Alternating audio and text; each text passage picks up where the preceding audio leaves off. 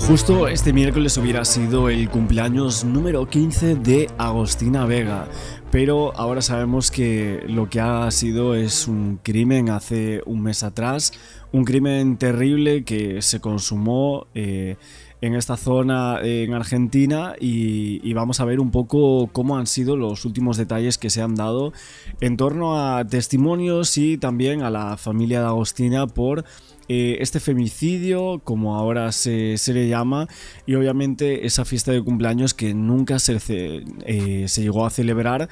De los 15 años, tenía 14, desapareció el 23 de mayo después de encontrarse con Claudio Barrelier, que es el principal sospechoso en los hechos, el que era el novio de su mamá, y el sábado 30 de mayo sabemos que las autoridades encontraron el cuerpo de Agostina en ese descampado. Según la reconstrucción, la chica fue terminada entre las 10:30 aquella noche y las 5 de la madrugada del 24 de mayo.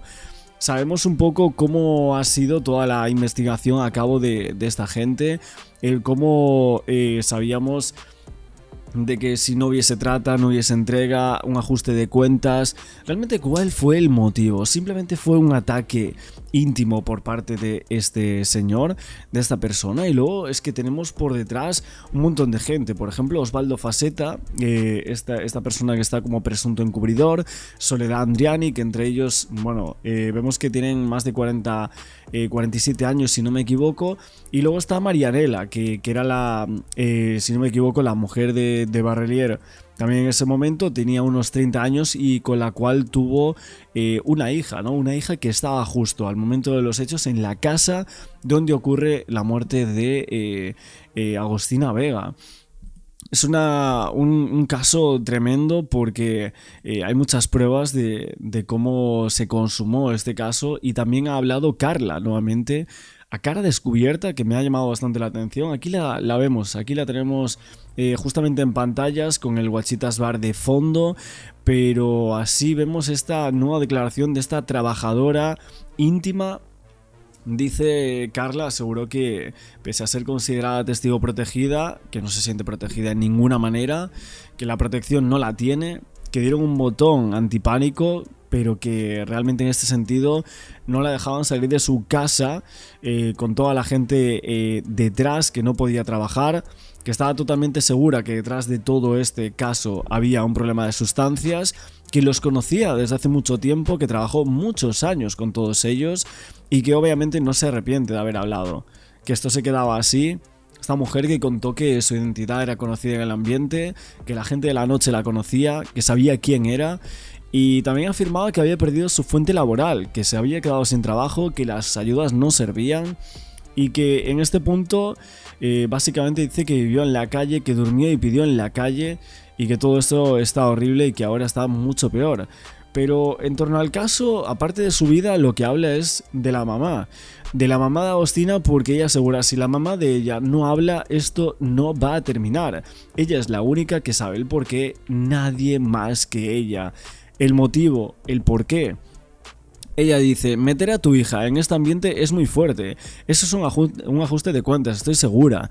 El que lleva la noche es Moyano. Él mismo lo dijo.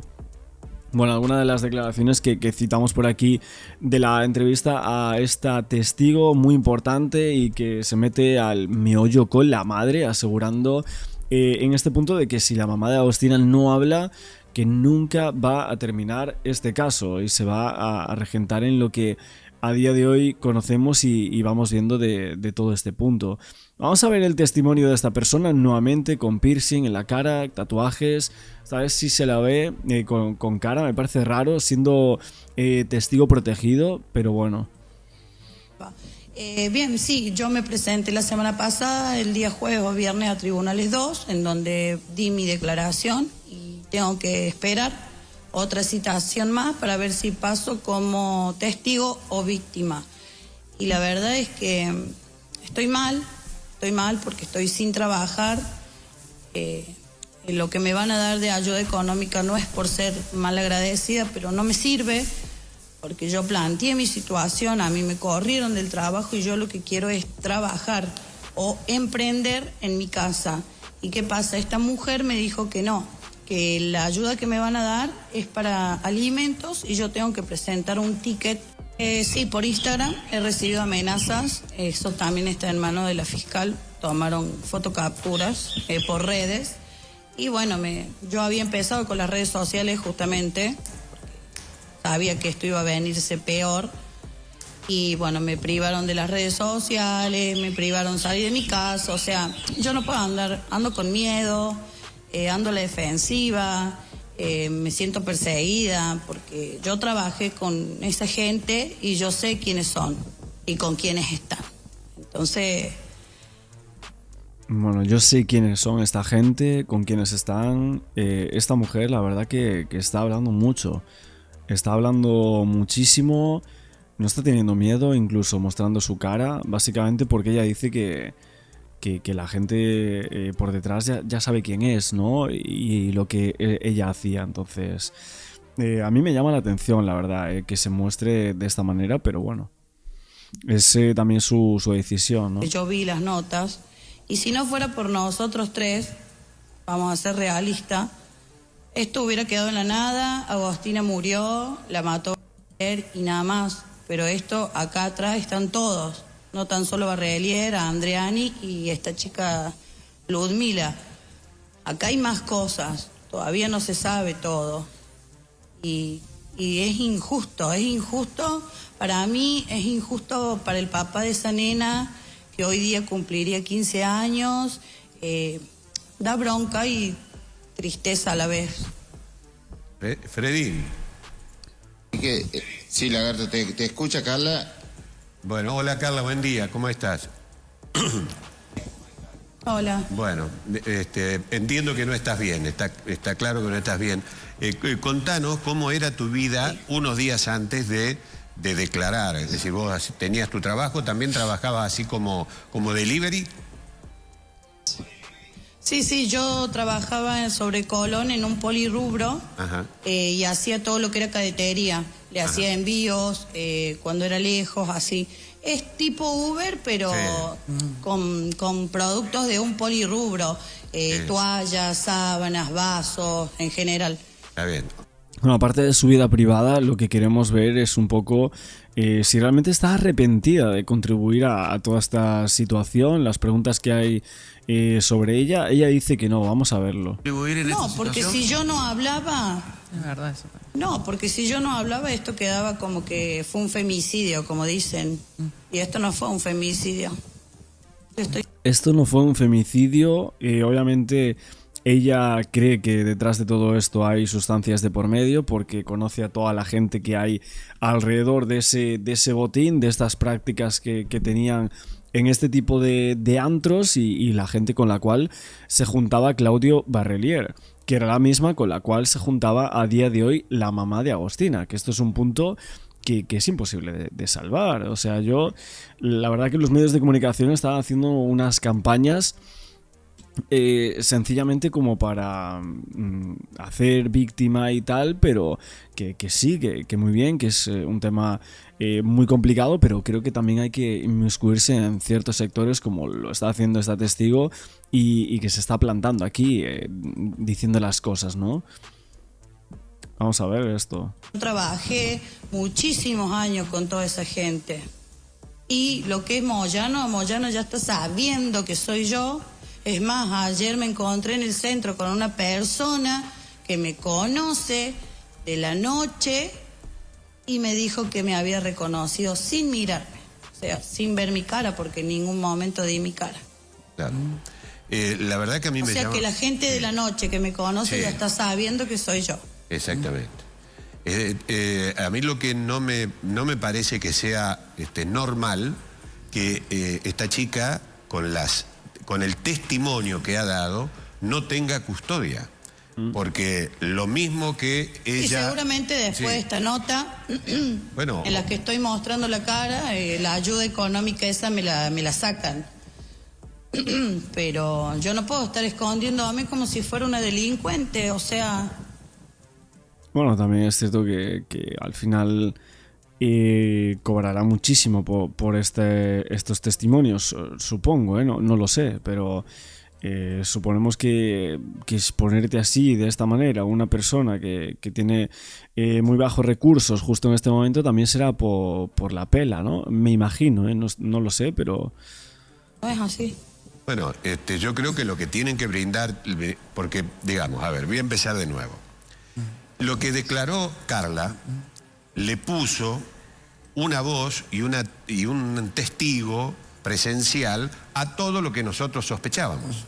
Es decir, que acá había una mafia, que había cosas raras, que la cuestión venía por otro lado, con muchas vinculaciones. Y todavía muchas está esa mafia. Y bueno, esa mafia está dando vueltas. No, claro, o sea, si existía, pues evidentemente va a seguir existiendo, ¿no? O sea, no es que había, es que hay una mafia y que habría operado con esta gente y que supuestamente habría terminado con la vida de Agostina también por parte de esta gente, ¿no?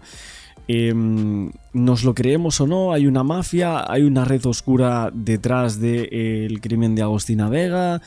La mafia parece que no termina, no descansa. Estás todavía en la calle. Hasta que la mamá de Agostina no hable, la mafia no se va a terminar, lamentablemente, y hasta que todos los corruptos de los políticos y de toda la mierda, perdónenme, no salga a la luz todo esto, no se va a terminar y va a haber muchas Agostinas. A lo mejor yo, después de que hablo con vos, lagarto, salgo a comprar, salgo a llevar a mis hijos 1 hora a la plaza y me cagan matando.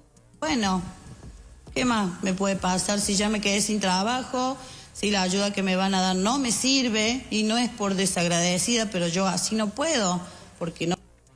Bueno, obviamente también habla un poco de su vida, pero hay en algunos puntos que vuelve a recibir, ¿no? esa parte de hacer hincapié en torno al tema de la mamá. Que no sé, de la calle. La calle está horrible. Ahora, peor que cuando yo andaba en la calle. Carla, ¿y por qué haces hincapié cuando recién dijiste si la mamá de Agostina no habla, esto no va a terminar? No sé a qué te referís con eso. Y no, porque ella es la única que sabe por qué mataron a su hija. O sea, ella es la única persona que podría saber el motivo, ¿no? La motivación para acabar con su vida. Obviamente, de los mensajes que había y también de esa inclinación íntima con Claudio Barrelier, que es el único sospechoso, el único presunto culpable dentro de este caso, pues creo que ahí, claro, la madre, nosotros decíamos, es que tiene que contar mucho más, pero esta persona va incluso más allá, diciendo que es ella la única que lo sabe. La única que sabe el porqué. Nadie más que ella.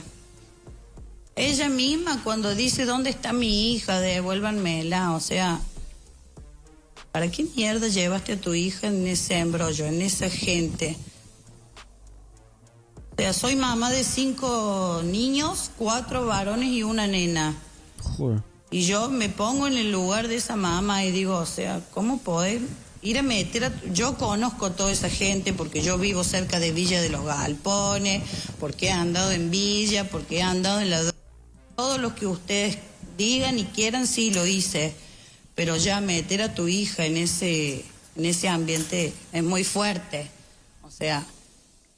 Bueno, que te lo esté diciendo esta persona que ha estado en esos ambientes, que está confesando que ha hecho todo tipo de delitos y que realmente lo que está explayando esta persona es que la mamá se enamoró de un tipo que estaba inmiscuido en algunos sectores muy oscuros, con gente muy chunga, con mafias, etcétera, y que esta persona simplemente por un pequeño noviazgo tuvo el mal hacer de meter a su hija en estos sectores, de llevarla aquí, allá, a verla con este, con el otro, a cumpleaños, y es ahí donde se pudo haber proclamado los problemas.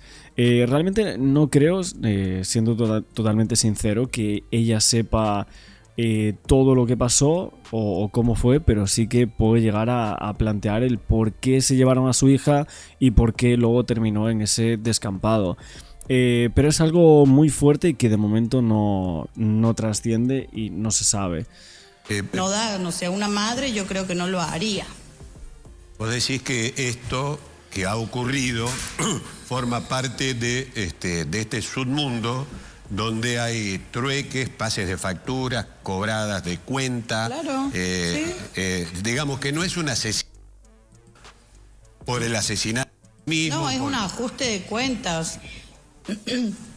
Bueno, ella está segura de que esto es un ajuste, un trueque, una factura que le tenían que cobrar y la saldaron de la peor de las maneras, con la muerte de una chica de 15 años que justamente, nos íbamos a fijar porque el padre de Agostina, aparte de la carta que vimos otro día, filtró aquí un vídeo de Agostina Vega de pequeña, con una música justo por los 15 años que hubiese cumplido hace unas horas atrás.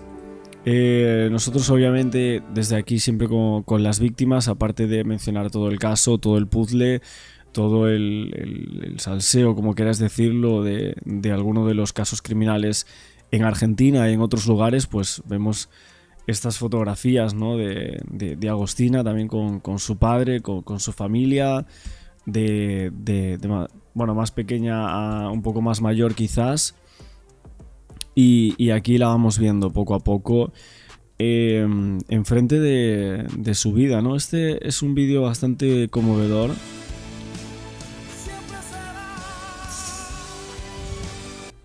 Vemos como un poco también su cambio, también iba a baile, fotografías con la pareja de ahora. También os digo que filtrar tantas fotos tan íntimas, no sé yo si será un poco contraproducente, no lo sé, pero estas son muchísimas fotos que no habíamos visto de ninguna manera y que quería dejar también por aquí, después de ver este comentario y justo este vídeo en el cual hace unas horas había celebrado ese 15 años, pues Gabriel Vega publicó este vídeo emotivo para recordarla, casi 5 minutos de todas las imágenes de la familia. Dice, ¿qué familia da el papá? Hoy estaría viva, o sea, si estuviese con ella, ¿no? Es lo que dice esta persona, o sea, si hubiese estado con el papá, porque dicen, estaba muy feliz con el padre, debería haberla dejado con él. Fuerza para el padre, que digan de lo que quieran, se nota que fue un buen padre e hizo lo posible por su nena. Que Dios le dé fortaleza. Qué tristeza me da todo esto, pobre padre. Era igualita a su padre. La verdad que tiene un parecido brutal, pero es un poco lo que mucha gente está diciendo, que debería haber estado con su padre y no haberse metido en esos asuntos, justamente del lado del novio que había cogido su madre. Mira, en primer lugar, si me permite, Sí, claro. yo quisiera introducir este tema señalando que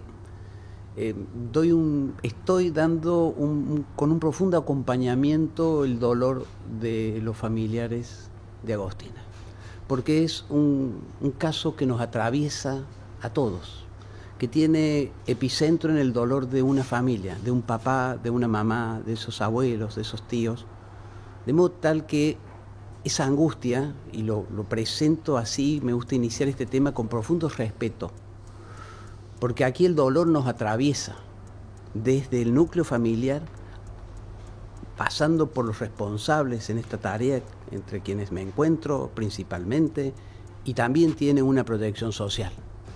El caso Agostina irradió e impactó con una amplia angustia social también, que dio lugar a tantas preguntas y tantas justificadas manifestaciones en lo que hace al interés por saber. De modo tal que, ahora si me permite, porque siempre el tema Agostina debe estar presidido por el pleno respeto a lo que hoy es su memoria y el pleno respeto al dolor de una familia. Dicho esto, porque esto preside todo y esto se derrama, y se derrama no solo porque sea el deseo de este fiscal que se tenga un tratamiento de esta naturaleza, sino porque el interés superior del niño así nos lo impone. De modo tal que en esta, te diría, primera entrevista le voy a decir que usted va a hablar acá con un papá y con un fiscal. porque no podemos desdoblar lo que es el aspecto humanitario que nos atraviesa y el deber legal. A su pregunta, en el porcentaje, mire, yo le diría que cuesta señalar a qué altura estamos. Sí le diría que se ha avanzado suficientemente hasta este momento como para ir reconstruyendo lo sucedido en el caso. Si estamos a la altura de un 6, un 7, me costaría. ¿Por qué? Porque esto es como una investigación, es como comenzar a escarbar en las profundidades de la verdad. Y es así, mire, si lo tuviese que graficar, le diría que el pozo cada vez es más profundo. Eso sí, ¿hasta dónde? No lo sabemos. Pero sí que en este tiempo se ha trabajado con un equipo. Si bien me toca liderar, y soy el responsable de liderar, aquí somos muchos profesionales, expertos, forenses, investigadores, un numeroso equipo, abocado con prioridad desde el primer día. Entonces, el estado de la investigación es el que nos ha permitido ir reconstruyendo lo sucedido, y al reconstruir lo sucedido estamos buscando esclarecer quiénes son los autores de este hecho, qué responsabilidades le caben y qué nos va marcando la prueba.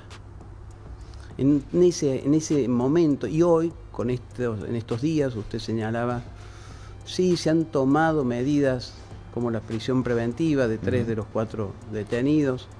Ello implica, desde el punto de vista procesal, un avance, porque esa medida que es restrictiva de la libertad tiene un fundamento básicamente probatorio, con una exigencia que nos marca la ley, y también los indicadores de riesgo procesal para asegurar su presencia en el proceso. Usó el plural, dijo los autores. A esta altura de la investigación, ¿hay algún elemento que pueda sindicar a más de una persona como autor?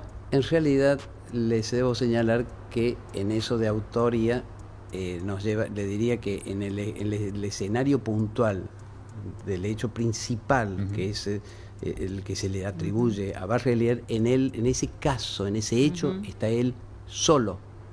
Las otras personas son partícipes, digamos, son encubridores, son autores, es un término técnico, pero no es que tengan coparticipación en el crimen, sino que tienen delitos y hechos individuales y concretos. Doctor, otra cortita. ¿Qué fue lo que determinó la aceptación de la mamá de Agostina como querellante finalmente? Cuando le digo que esta investigación fue tratando siempre de esclarecer distintos roles, evidentemente era necesario tomar distintas medidas para que se despejaran cualquier posibilidad de dudas acerca de una eventual participación de algún modo en estos hechos. Nada de lo que se ha reunido hasta aquí, que es voluminoso, nos permite adjudicarle ningún tipo. Por el contrario, se ha digamos, tomado esta decisión porque su rol, su búsqueda, su preocupación de esa madre fue, casi le diría, en la primera hora de notar su ausencia. Y actuar en consecuencia de cómo una madre busca a una hija. Doctor, hay 3 personas que están imputadas y detenidas por encubrimiento agravado. La primera pregunta en relación a eso es si considera que actuaron en conjunto, si eran una asociación. Y la segunda, si considera que allí se acotan las responsabilidades entre los colaboradores luego del hecho principal, como lo denominó, que fue el femicidio. Bien, los encubridores, los presuntos encubridores tienen conductas individuales propias, pero no coordinadas entre sí. Ajá. De modo tal que allí vaya la primera, tendrían, siempre esto es potencial porque estamos hablando de grados de probabilidad. Y digamos, eso es en cuanto a la pregunta primera. En cuanto a la segunda, mire, como alguien me preguntaba y le decía, depende de la prueba, porque se agotará si la prueba no nos indica otros partícipes en el hecho. y continuará profundizándose en relación a otros si la prueba nos permite avanzar contra otros. En esto también tengo que hacerle una mención. No solo se mira, si bien el objeto procesal de esta causa está en torno del hecho que tienen principalmente como víctima Agostina, no se deja de analizar la investigación con la amplitud que merece un hecho de esta naturaleza. Y cuando digo la amplitud, digo la posibilidad de que hubiesen existido eventualmente otros hechos. Y en ese sentido, mire, la investigación derrama algunos descubrimientos. Y así se ha producido. Cuando ello sucede, o bien se profundiza en manos de este fiscal, o bien si corresponde a un fuero específico, se hace la derivación para que no quede nada sin investigar. Doctor, respecto de quien se presume que, digamos, cometió el hecho principal contra Agostina, ¿cuáles son las principales, donde nos pueda contar las principales pruebas, digamos, que lo incriminan? Este fiscal faltaría a su deber de preservar la prueba si diese precisiones. Eso de ninguna manera, es más, por eso comenzaba esta... Y en términos generales, obviamente estaba situado en el mismo lugar. Lo que le puedo señalar es que la prueba que se ha reunido hasta este momento lo ubica en el lugar del hecho, en la presunta comisión del hecho que se atribuye, en todas las conductas que se le han atribuido. Cuando usted ve que un fiscal le ha atribuido, en este caso se dispuso la imputación por los hechos que se han calificado legalmente del modo en que lo fueron, los hechos tienen una descripción y tienen una calificación legal o el encuadramiento del delito que constituyen, de modo tal que allí están, en base a la prueba, lo que nos indica hasta este momento que ha sucedido y quién sería el autor de cada uno de estos aspectos del protagonismo que les toca, digamos. Hay una causa anterior, la del año 2025, que fue asignada a usted a partir de que hay un hecho de mayor gravedad. ¿Hubo algún avance en relación a esa causa? Esa causa ha sido, se tramita en la Fiscalía a mi cargo, se tramita paralelamente y se está avanzando en esa investigación. Y al respecto debo decirle de que es necesario aclarar que el hecho de Agostina, la investigación llevada adelante en esta causa, esta profundización que se lleva adelante, desde luego puede y se está siendo analizada para correlacionar los impactos que pueda tener en aquella causa. La pregunta es, no solo por ese caso, sino si surgieron algunos otros casos anteriores, si podemos hablar de una posibilidad de una serialidad. Hasta este momento la prueba no me ha señalado eso, pero le debo señalar de que restan material de análisis, de modo tal que la búsqueda, si usted me dice, usted de fiscal busca solo, no, busco todo lo que pueda aparecer como inmerso en un actuar delictivo, sea Agostina, sea la víctima del año pasado, o sea una tercera persona o quien sea, siempre la investigación no deja de sobrevolar todos los escenarios posibles del obrar delictivo. En los contactos, perdón Virginia, en los contactos que usted tuvo con Barrelier, ¿pudo lograr de algún modo acabado el tipo de personalidad que tiene? Porque llama mucho la atención cómo ha manipulado, cómo ha tenido una especie de liderazgo sobre un grupo de personas, por ejemplo, el de Faceta, el de Palmero, el de la propia Andreani, evidentemente algún tipo de rasgo personal para, digamos, ser una especie de cacique en esa tribu tenía. ¿Usted pudo constatar algún tipo de percepción que pueda caracterizarlo de algún modo? La respuesta desde dos perspectivas. En primer lugar, la pregunta suya apunta a lo que debe ser un estudio exhaustivo de los profesionales en psiquiatría y en psicología con las pericias adecuadas para determinar las características de la personalidad. Ahora bien, hemos dicho, y vuelvo a la calificación legal que se ha dado, y se ha dado de triplemente calificado por mediar entre ellos violencia de género.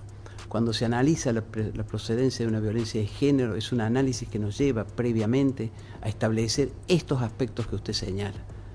Porque la violencia de género se da por una situación plural de convergencias, desde la vulnerabilidad de la víctima hasta el aprovechamiento de esa situación por la personalidad del autor. La personalidad y el modo de actuar, la posibilidad de trazar esta asimetría, esta superioridad, este aprovechamiento entre lo que es el accionar de la persona que ejerce la violencia, que tiene determinados rasgos per se para hacerlo, y también el de la víctima, su vulnerabilidad. La otra calificación, una de las calificaciones es la alevosía. ¿La alevosía alude a un engaño? La alevosía alude al particular modo de preordenar su actuación para hacerlo sin riesgo. ¿Qué significa esto? Esto es una forma, por eso es un agravante en la cual el autor se previene de no correr riesgos. Eso es la forma en la cual actuó. No corrió riesgos porque se le atribuye haber estado con la menor solo, en un lugar donde solamente él tenía acceso, blindando prácticamente su accionar. Eso la alevosía busca por esas son las razones y exigencias legales. Doctor, es pública la situación de que hay la presentación por parte de la oposición que impulsa un jury por el modo en que se llevó adelante la investigación contra usted, contra Iván Rodríguez también por la actuación previa. ¿Qué le pasa frente a eso? Y quería preguntarle específicamente sobre esas primeras horas de la investigación, que entiendo que es lo que principalmente cuestiona la oposición. Bien, en primer lugar, con estos pedidos de jury, yo le voy a dar una respuesta en el sentido de que para ello existen los mecanismos adecuados, las instituciones respectivas, para evaluar nuestras conductas. Y entonces, ante esos pedidos de decirle simplemente este fiscal pondrá y dejará a la vista de quienes deban examinarlo lo que ha sido la tarea en esta causa desde el primer minuto hasta su final. De modo tal que esa inquietud la tomo como como un mecanismo que existe y que está bien que exista. Y le voy a decir más. He dicho muchas veces, los funcionarios públicos debemos rendir cuentas de nuestros actos. Hoy me toca a mí, debo hacerlo, como siempre, en cualquier situación. No sea que eso no son situaciones que diga que a uno no tiene otra reflexión. Si le diría cómo impacta, mire, mi prioridad es Agostina, el caso. Recién le decía fuera de este estudio, ¿cómo impacta a usted que le comiencen a investigar en una eventual destitución? Y mire, hoy por hoy tengo que trabajar con Agostina y tengo que exhibir mi trabajo. Es mi deber. No tengo que defenderme hoy de estos temas ni ocupar mi mente tan siquiera en otro lugar que no sea la investigación del caso Agostina. Y después usted me decía de los primeros momentos. Exactamente. Las causas, los primeros momentos, se van tomando todas las medidas que van siendo imprescindibles conforme lo que va surgiendo de la prueba.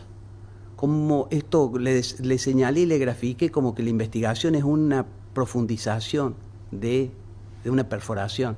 Así se comienza a perforar. Entonces esta investigación comenzó con un determinado rumbo, con una determinada búsqueda, y siguió. Y esto fueron tomándose todas las medidas y las alertas que correspondían en cada momento. Porque muchas veces... sobre eso usted no se reprocha nada, digamos, sobre el inicio de la investigación. En esto, pero ¿se reprocha o reprocha a funcionarios de menor jerarquía? A eso yo en este punto voy a ser muy claro. Yo no reprocho a los funcionarios de menor jerarquía. Debo decir, y acabo de señalar, que todo el trabajo debe ser examinado y evaluado por quienes corresponda. Lo que tengo para decirle es que se han tomado todas las medidas de modo legal, concatenado, conforme el crecimiento y el avance de la investigación.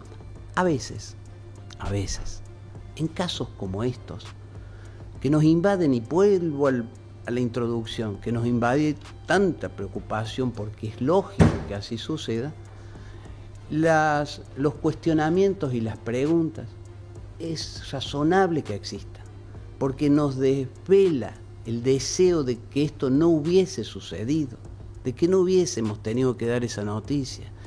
Entonces, pareciera que siempre, digamos, lo que tenemos que tener en claro es que yo debo decir que todo lo que se hizo en la causa está para ser controlado. Yo no me puedo autoevaluar, pero sí debo decirle, allí está.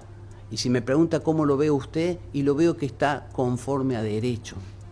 Ahora, puede estar conforme a derecho, pero alguien puede objetar el tiempo, si hubo una demora o no, porque los plazos pueden ser, digo, las herramientas pueden ser las legales adecuadas, pero puede haber demoras o no. ¿Usted considera que el tiempo va de la mano con esas herramientas? Va de la mano con la información que en cada momento tiene. Porque se van construyendo estas búsquedas. Por allí decían, y esto cuesta también, y les digo, si yo pudiese darle la explicación total, usted despejaría absolutamente sus dudas. Lamentablemente, yo no puedo publicitarle cada uno de los pasos que se hicieron. Pero si genéricamente le dijese, ¿sabe cuántos actos procesales se tomaron desde que empezó esto? En ese primer día, 15. ¿Quiere que le diga los horarios? También se los podría decir.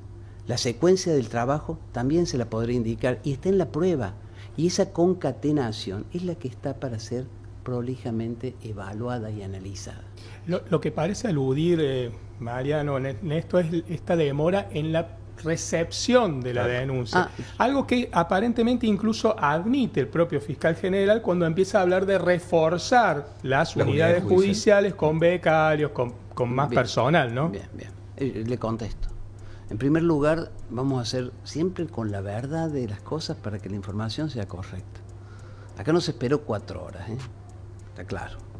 Mamá se hizo presente luego de las 6 de la mañana y fue atendida a las 8:42. 2 horas 42. Sí, o sea, después de las 6, o sea, aproximadamente 2 horas o 2 horas y pico. Esa fue la primer señal donde el sistema se pone en alerta. Ahí es cuando la primera noticia, digamos, la llamada noticia criminis. Pero también tengo que explicarles que si bien es cierto que, si yo tuviera que llevar a un análisis, usted me llevase a decir, señor fiscal, ¿usted cree que todos estos organismos, estas dependencias cuentan con los mejores recursos para la atención? Y indudablemente le debo decir, señor, nos faltan elementos, recursos. Eso es una cuestión que está y merece un abordaje, y lo está haciendo, según escuchaba el fiscal general. Si usted me dice, Garzón, ¿usted tiene un modelo o piensa que esto puede ser distinto? Por supuesto que lo tengo, señor. Por supuesto que podría, y en la medida en que me he requerido, doy mis aportes, mi opinión desde el trabajo en el territorio. Soy de quienes piensa y ha pregonado siempre por una verdadera justicia cercana a la gente. Y no lo digo de aquí para allá, lo digo porque es el estilo que vengo pregonando, porque la justicia cerca de la gente no es para la mera difusión, es para estar casi diría el cuerpo a cuerpo donde se producen los hechos y la respuesta delictiva. Y para ser más concreto aún, soy defensor de la territorialidad. ¿Y por qué me dice eso, fiscal? Porque el fiscal tiene que estar en un territorio cerca de los distales, el escenario delictivo, y tener e ir construyendo lo que es un seguimiento de la inseguridad y de la respuesta que debe dar la justicia. Entonces, si usted me señala y me dice, ¿usted, fiscal, tiene un área de Córdoba? Sí, señor, tengo un área de Córdoba desde hace algún tiempo que se estableció la territorialidad. Y le puedo decir, y mire, se sorprendería si le diría que es un buen sistema, que hay que mejorarlo, sí hay que mejorarlo. Pero le puedo señalar, por lo menos, en la zona de mi territorio, que fueron juzgados y condenados en 1 año y medio aproximadamente 200 personas. Y usted entra a ver el impacto en el territorio de las personas que son aprehendidas, detenidas, juzgadas, condenadas, y ve el impacto en la población y en la seguridad, y usted se sorprenderá gratamente, porque en esos sectores la inseguridad disminuye. Llegó a disminuir exactamente un 27% en el sector que me toca. Déjeme volver a esa hora que usted puso, 8:42. ¿Cuándo es la primera vez que se menciona en la causa la palabra, o en ese primer expediente, primera denuncia, la palabra Barrelier?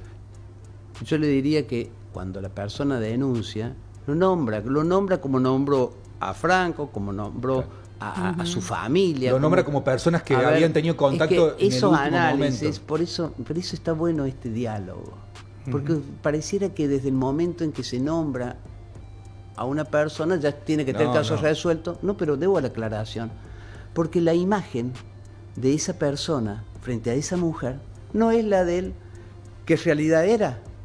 Entonces, ahí viene esto de que debemos analizar con cuidado. Porque en ese momento yo le diría, sáquele el nombre, dígale, si se lo planteo en términos tales como, no, se fue hacia lo de mi pareja y le pidió que lo llevara a lo de un amigo. ¿Eso le afecta a usted a que su pareja, usted pensaría algo? Y a su vez su pareja, que este es un contacto, no debo entrar en detalles, pero no es es una persona nombrada inicialmente en el marco amigable y familiar. Es la persona, le invierto la pregunta, es la persona que la tarde anterior habían participado en un campeonato de fútbol, habían estado en un cumpleaños, es esa persona, señor. Es como cuando usted va a un hospital. No es lo mismo entrar rápido a una guardia y decir me duele el pecho, me estoy infartando, a decir, mire, me siento mal, pero bueno, a lo mejor puede. Y nada justifica las demoras. El planteo es, ¿sabe por qué? Porque usted lo escuchó seguramente, que es cómo puede ser que no haya una conexión, se dijo en ese momento y todavía se lo sostiene en la unidad judicial, haber puesto en un sistema Barrelier, saltaba por ahí un antecedente de que tiene una causa por una situación menor pero grave. Y bueno, eso a lo mejor podría haber mejorado la reacción. Exacto. Y más tomando en cuenta que en los casos de femicidio y especialmente de los abusos sexuales graves, en una enorme cantidad de situaciones y en una enorme cantidad de casos, el victimario está en el entorno cercano. Bien. Lo que usted dice es necesario analizarlo en el contexto, porque volvamos a las hipótesis. Por eso trabajar sobre hipótesis es un tanto, diría, riesgoso en cuanto a las conclusiones de esas hipótesis. Porque si usted me dijera, y si yo le dijese, y si la mamá hubiese venido y me hubiera dicho, mire, estoy preocupada porque se ha ido a la casa de este hombre que sabe que tiene tal y tal y tal, ¿cuánto tardaba la causa? Dígame cuánto tardaba la causa. Este fiscal se lo dice, tardaba 3 horas la causa. El hecho se acababa. Entonces tenemos que ser razonables en observar el desarrollo, porque tampoco esa mamá en ese momento y en ese círculo podía o debía imaginarse semejante tragedia. ¿Y el antecedente judicial sí usted lo tuvo rápidamente? No, en su momento, cuando a la persona se la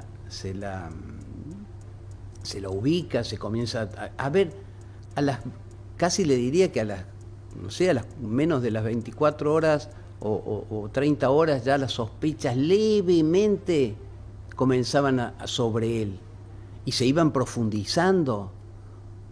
Entonces esto también, fíjese usted que dicen, pero nadie habla de que en realidad dentro de la presentación de esta persona está el hecho de que él vive con su mujer y su hijo en su casa y hay otros inquilinos. Entonces, ¿cuál es el escenario de ocultamiento que cualquier...